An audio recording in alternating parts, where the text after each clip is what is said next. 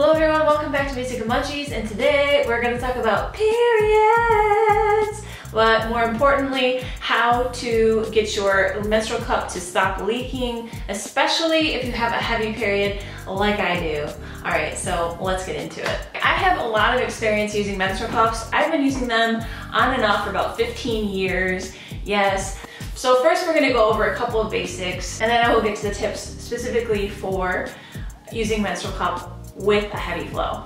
Be prepared to possibly try a few different cups before you find your perfect one.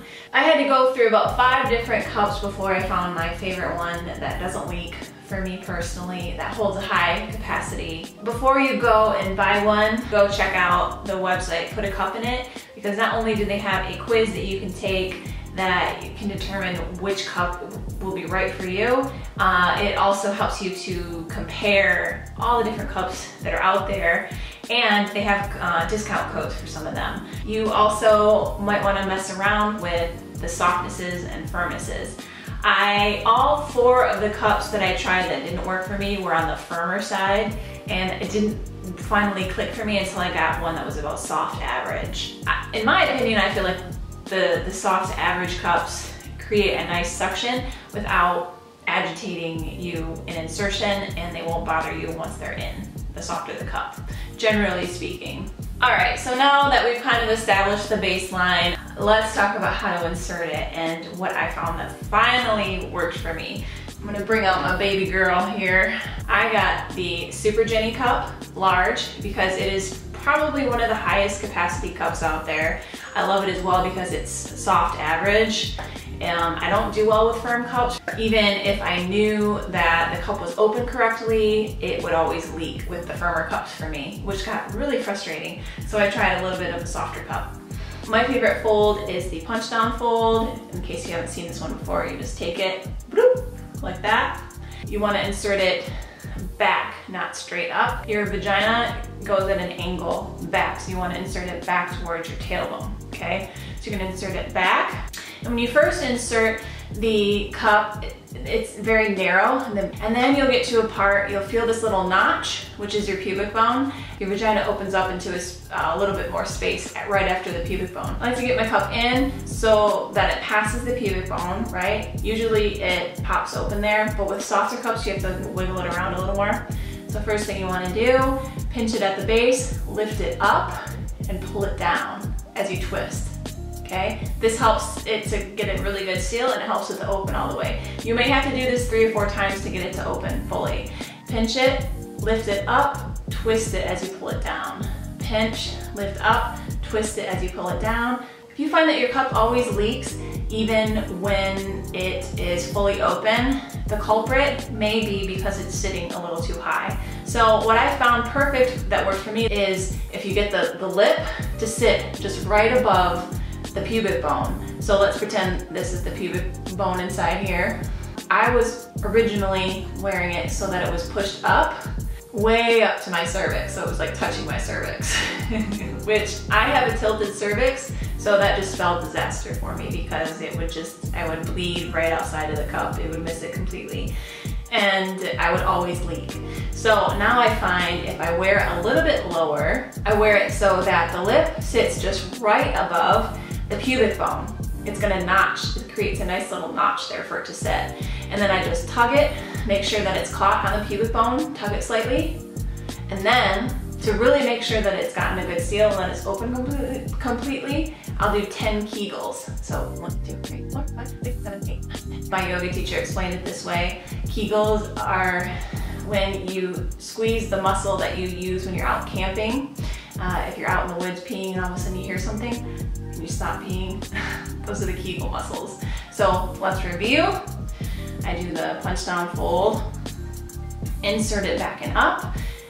It's gonna be tight, and then vagina is going to open up a little bit right past the pubic bone. Pinch it, squeeze it up, pull it down so that the lip catches on the pubic bone. Pinch it, lift it up, twist as you pull it down. Sometimes it takes 3 or 4 times to get it to open, especially for a softer cup. Right, then I do one more tug, make sure that it catches on that pubic bone. Then I do 10 Kegels, right? Then you want to, at the very end, you want to check. I check the base of the cup to make sure that it's open. So if you find that the cup sticks out of you when the lip of the cup is resting just above the pubic bone, then that means you either need to trim the stem or find a shorter cup, okay? A lot of times if it's leaking, it's usually 3 reasons. It's that it hasn't opened properly, it sits up too high, and it hasn't created a good seal, or number 3, it's just overflown, right? So let's talk about using a menstrual cup specifically if you have a heavy period. So all of the stuff before applies, but you have to take a few extra steps using a menstrual cup. So the first thing you're going to do is get a high capacity cup. Go check out, put a cup in it, and you can compare different cups. Second thing, you will have to empty your cup more often than people with normal flows. You will have to empty this in public if you are out, so just be prepared for that. It's not a big deal. I've done it plenty of times. Make sure that your hands are clean before you go into the bathroom. And once you get home, then you can take it out and give it a nice wash and rinse at that point. So generally I found that I have to empty my menstrual cup about every 2 hours, 2 to 3 hours on my heavy days. And if I do that, I really don't get any leaking. Now, when it comes to nighttime, all bets are off because you're not able to empty the cup. So my advice for that would be to wear either like period underwear or reusable cloth pads or something like that. So let's review, shall we? Try various softnesses and firmnesses. Soft average cups tend to create a better seal in my opinion. They may take a little bit longer to open up, but I think they're more comfortable and they seal better, for me anyway. Make sure you're not putting the cup in too high, especially if you have a tilted cervix like I do. You want to make sure that it rests just above the pubic bone.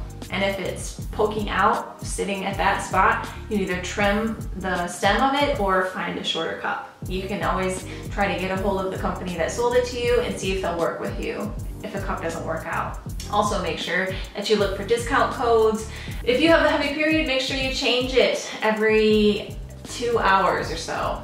Also, if you have a heavy period, make sure you get a high capacity cup. Remember to insert at an angle. To get it to pop open, you squeeze the base, lift it up, twist it as you pull down, making sure that the lip of the cup sits right above the pubic bone. So squeeze, lift, twist, then you pull one more time to make sure that it catches on the pubic bone, and then you do 10 Kegels, okay? All right, we're good, woo! If you have a heavy flow, you might need to wear some menstrual underwear or reusable cloth pads overnight. Don't expect to be able to go all day without emptying your menstrual cup. You will need to change it about every 2 hours if you have a heavy flow. I love talking about natural self-care and ways that we can reduce our waste. I am a big fan of menstrual cups. Sometimes it just takes a little bit to get the hang of it, but they are worth it. So let me know if you guys have any questions. I will continue to make more videos about this because like I said, I have a lot of experience using these bad boys and I have a lot of things to share with you and I just love talking about them. So I will see you in the next video. All right, you guys, see you in the next video. Bye.